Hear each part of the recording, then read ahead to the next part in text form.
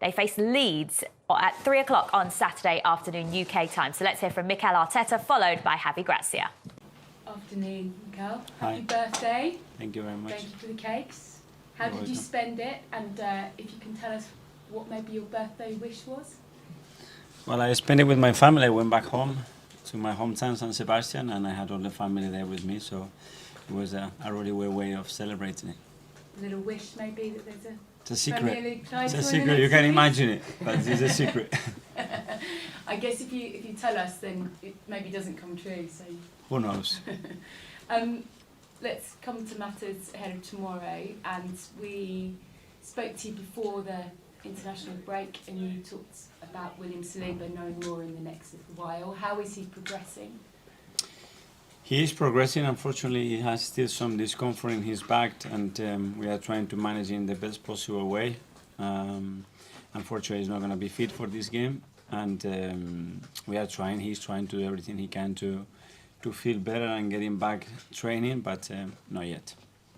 There's a few scare stories around that it might be end of season. That's, I know you don't like to put a time on it, but you're hopeful of seeing him before then. Yeah, I am very hopeful, and he is as well. Back injuries are a bit tricky, how they evolve with the load that you put as well in certain areas, but he's very positive about it. Medical staff are positive about it. Let's push it every day a little bit and see how he can cope with that and how the pain develops as well. And he's obviously so willing to be back with the team. We saw Thomas Partey training yesterday, having missed that game and having had your physio alongside him. Is he okay? And the fact that you had kind of a physio with him, I guess, gives us a sense of just how important he is to you and what you want to do over the next few weeks. Yes, but it's something that we did in the past as well, and we have a really good relationship with the Ghanaian Federation, and we have to manage and look after our players, and they've been really positive about it as well. We try to help as much as possible, and I think it works both ways, you know. And obviously he wasn't fit enough to play the second game, but hopefully he's going to be back for the weekend. And everyone else good after internationals. I mean, was he hot in the mouth? Or Rodri going for that tackle on Odegaard? These things happen in football when they play against each other, but the rest of them are all good. Okay, and another Manager of the Month award for you, your fourth of the season, I think it is.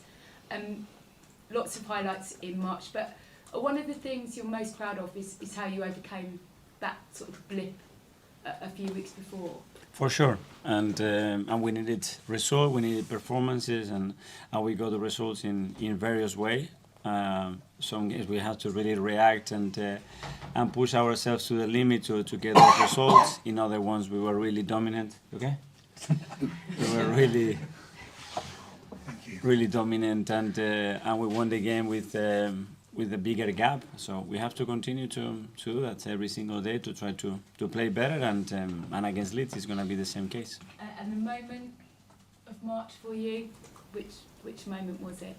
The moment of March? Yeah. Moment, maybe? Yeah, probably the goal of reason, that moment and that celebration, that hype that we all had in that moment. But I'm especially pleased with the consistency that the boys are showing every single day, you know, to the way they train, the way they behave, the way they are playing, to have that willingness and that hunger to keep winning and winning and winning. Earlier this week you did a piece that I looked back on this morning, and a lot of the themes through it was the unity, togetherness, enjoying what they're doing. Yeah. When you look at this group now and you think back to some of your most unified dressing rooms that you were in, which ones were there, and how far as a group did it manage to take you? Sorry, can you? The most unified dressing rooms that you've been part of, and how far that kind of group that really loved each other and bought into what you were doing, how far did it take you? I don't know, I wouldn't like to compare it, honestly. I think I'm extremely proud and happy to have and develop the group of players and staff that we have together, and it's an absolutely joy to work with them every single day. And just push every boundary, every limit, enjoy the challenge that we have ahead of us. Is the most beautiful part of the season, and we need to enjoy every second, every single day of it. And this is what we talk about every single day. I didn't want you to compare, but I just wondered which of your dressing rooms you've kind of taken inspiration from those really tight units that you sort of sit here now when you look at what's ahead of you and think that was amazing. That was the most unified place that I've been. I don't know. Probably it's the one that I was when I was 15 years old and I was in Barcelona and we had 13, 14, 15-year-old boys and then some of them they've been incredible successful football players. But we have to look after each other in a way. And it was not only in the dressing room because we lived together as well and we all had our own issues, but as well our own hobbies and our way of being, and that was phenomenal. That was probably the biggest learning curve that I had in my career in football, to after try to take certain bits and experiences to take on board in your professional career. Playing in Emirates, they had always around 70% of possession. Then you have to be ready to defend more than attack. First of all, you have to be ready to defend more than attack, and then when you are attacking, try to be aggressive, try to be clinical, try to take advantage the chances you have, but for sure you need to make a very good defensive work. If you don't do it, you don't have any chance. Well, for Arsenal, this is a game that, especially if Man City do pick up all 3 points in the early kickoff, Arsenal will think they have to win unless it goes the way Darren Lewis is expecting it to, where it's all going to capitulate and they're going to lose their lead at the top. Darren, there's poor Arsenal fans crying at home now. No. Be happy after they beat Leeds this weekend. It will be tough. I think I didn't realise this. Leeds have taken points of 5 of the top 6 in the Premier League. It's a really good record. And I think they've responded well to Javi Gracia coming in. But I just think Arsenal got too much. They've won their last 6. They're in terrific form. Bukayo Saka's been sensational in the international break as well as in the regular season. You know what it's like when you're in a team playing with the confidence Arsenal are. Yeah, for me, Arsenal, I think this will be as easy a fixture as they'll come across for the rest of the season. Leeds are an unknown quantity to a certain extent, and they've done well under the new manager. I think they've got two wins and a draw in the first 4 Premier League games under him, which, if they can keep that up, will keep them in the Premier League. But I think it's just too big of an ask at the Emirates with Arsenal in the form they're in, and we mentioned Saka and what he's doing. He always seems to find a way of creating or scoring a goal, and I think Arsenal will continue. When you said a minute ago that you didn't think City would be able to catch Arsenal, is that down to Arsenal or is that down to City dropping points, do you think? Listen, I think there's loads of twists and turns. I don't think that City have been the usual Manchester City that we've seen. When Arsenal went through a little bit of a sticky patch, I think it was sort of end of February. Yeah, City, 3 without a win at that point. City at that stage would normally just drop it a gear and they would go and they'd be out of sight. They haven't done that this season. They just can't seem to find that momentum, really. I'm not sure what I can put it. There seems to be a little bit of unsettlement in the camp. Obviously, the boy going to Bayern Munich. Cancelo going to Bayern Munich. De Bruyne's in and out. I don't know, it just doesn't seem a totally happy camp. And for me, I think City will drop points. I think Arsenal will along the way, but I think Arsenal just do enough to win it.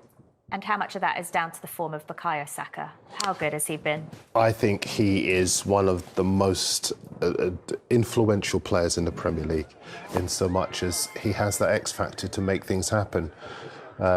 You talk about having the key to the lock. He's got the credit card. You know, I mean, he always seems to find a way when other people don't. And for his age, he's only 21. He's got such maturity, his ability to handle the pressure of these games, and that must be quite hard when you're that young. But he makes it look easy. Yeah, he does. And for me, we have You're quite old in the Premier League, Glenn. That is true, Jill. Thank you for that. For me, I think that he learned a lot from the Euros when he missed the penalty. He grew up a lot as a person, I think, and he came out the other side much better than what he went into it. And we have a lot of talent in this country around Bukayo's age. But for me, he affects games. And to find players that affect games, sometimes he might be quiet in the game, but then he'll create something or he'll score a goal.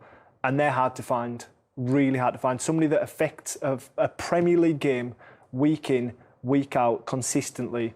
And at his age, I think it's fantastic. Will it be pleasing for Mikel Arteta to have seen how well he did for his country as well in the international break? Because ordinarily when players leave their club, especially when there's so much to play for, the panic is about them picking up an injury while they're away. But actually, to see him shine on the international stage. It must have pleased him as well. I think it did. I mean, I was at the press conference, I was at the game before the international break, and that was the question we asked Arteta.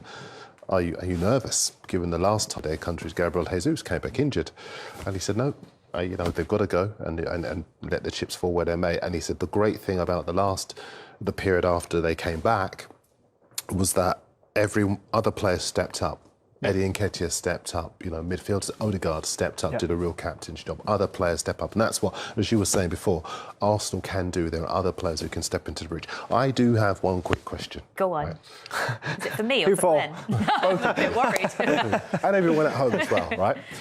If Arsenal win the league, right, and obviously Saka's a huge part of that, but Haaland scores 40 goals. Say 45 goals. It will be the most goals they ever scored. He breaks the record, the scoring record for the Premier League 38-game season. Who is the Player of the Year? That's such a difficult question. And I ask it because us journalists, we got our forms through to vote for the Football Writers Player of the Year today. Who did you put then? Well, I can't decide. Okay. Basically, you're asking us to choose for you. That's why I'm asking for your help. Well, I just think that Haaland would have done something no one else has ever done. Yeah, if he breaks And for me, not because he plays well every week, because I think some of his, I think he can get better. Yes. I mean, his finishing ability and his runs and everything around the box is brilliant. I think his hold-up play can get better. I think he can get more involved in games. But to do something that he's done and possibly hit 40 goals, the first man ever to do it in the hardest league in the world, you've got to give it to him. Yeah, I concur. I agree with that. I agree. But then I can't not give it to Saka. He's your favourite. A quick one on Leeds then, because, I mean, this fight for survival it's the best we've ever seen. I don't think at this stage of a season it's ever been this close. Just 4 points separate Crystal Palace in 12th, right down to Southampton in 20th. Are Leeds going to survive? It's a hard one. It's a big snakes and ladders game because sometimes, you write teams off at your peril. Bournemouth are pulling out results. Southampton are pulling out results. This is a real test of character and consistency from this stage of the season. I look at that graphic on the screen, and even though teams like Leicester and West Ham supposedly have the quality, they don't have the character at the moment. They can't put the runs of games together. Glenn? Yeah, I mean, form suggests under the new manager 2 wins and a draw, it will be enough to get them out of it. I still feel as though Leeds are an unknown quantity. I think they will just about get out of it, but they won't get anything at the Emirates on Saturday.